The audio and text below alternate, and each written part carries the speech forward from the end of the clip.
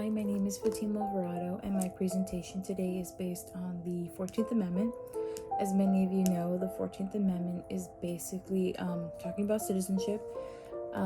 We currently understand citizenship as you either were born here, you marry someone in order to become a citizen, or you're naturalized, which is a very lengthy process and not a very easy one.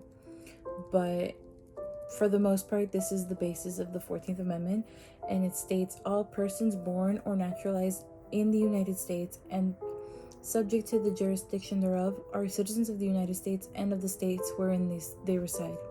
So basically, the states, when the 14th Amendment came into pass, they formatted it in such a way that says all persons. They didn't implicate race, religion, anything, so it was even across the board. So, how the 14th Amendment came to be.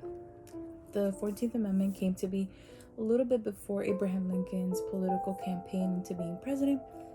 So you have Abraham Lincoln talking with Frederick Douglass, trying to see how they can better the situation and get rid of slavery or anything to improve the lifestyle that there was.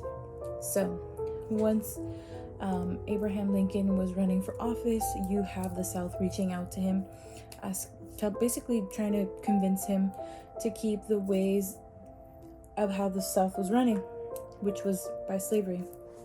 So the South tried to keep slavery into effect and asking Abraham Lincoln for the seal of approval. Once Abraham Lincoln came into power, basically he was like, nope, we're not doing this. We're going to start anew. We want to get rid of this. This isn't benefiting either party. But with politics, everything doesn't come easy. So soon after he became president, you have the Civil War. And once the Civil War came to be, you have people fighting. These are basically people who live in the same country, are now U.S. citizens, but they're fighting against each other because of something that they don't agree.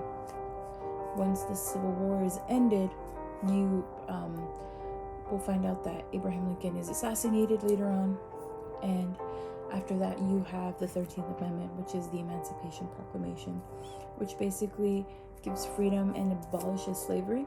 But freedom is just a saying, because you have new laws made in the South to keep slavery alive. These laws are called Black Codes. So Black Codes only persisted to previously known as slaves. You were only able to find work when you did a contract with somebody for a minimum of a year. You can only work in the field. And if you declined to work in the field, you were fined $100 or even jailed and forced to do free labor. You weren't paid for anything. And so everybody knew that once the Black Codes were passed as a law, it was a new word for slavery. It was a new slavery in general.